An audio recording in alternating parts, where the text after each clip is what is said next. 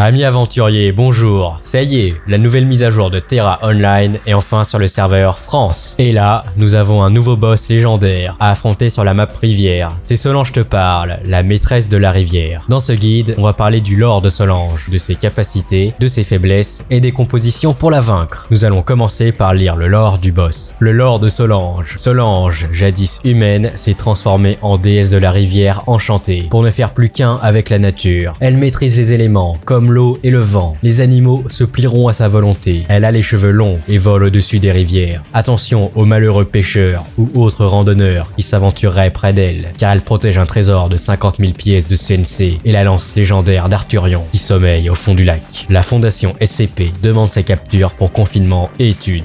Ok, le lore est intéressant, mais maintenant regardons ses stats. Je vous mets à côté les stats de deux joueurs lambda pour comparaison. Jean Crustacé, l'archer, et Ciri, l'épéiste mage. Solange, boss de type mage haut, niveau 100, taille 4 mètres, PV 30 000, attaque 600, défense 500, vitesse 50, magie 50 000. Maintenant, regardons ses capacités. Capacité numéro 1, hydrocanon. Solange lance un puissant jet d'eau, infligeant 100 points de dégâts en tir direct. Elle peut détruire des formations compactes facilement. Capacité numéro 2, invocation de monstre. Solange peut invoquer une grenouille géante,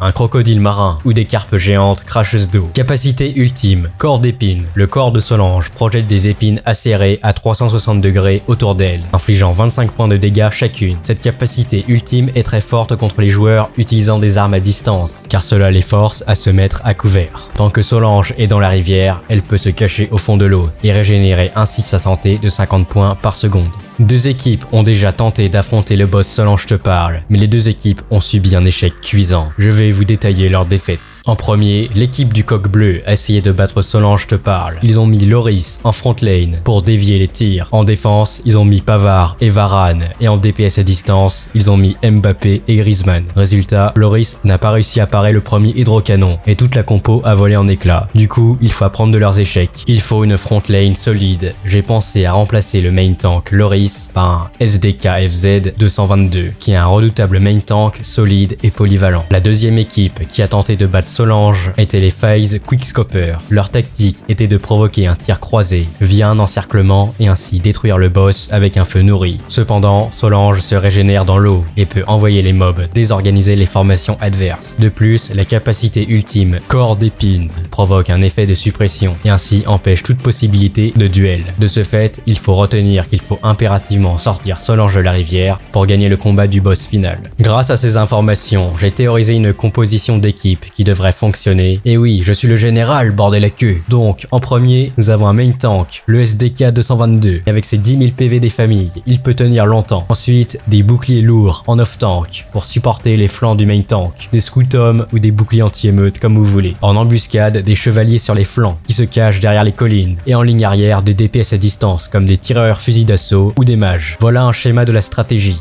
La front lane s'avance, avec les DPS qui poke. Ensuite, on procède à une retraite organisée. Cela va énerver Solange. Elle va donc sortir de la rivière.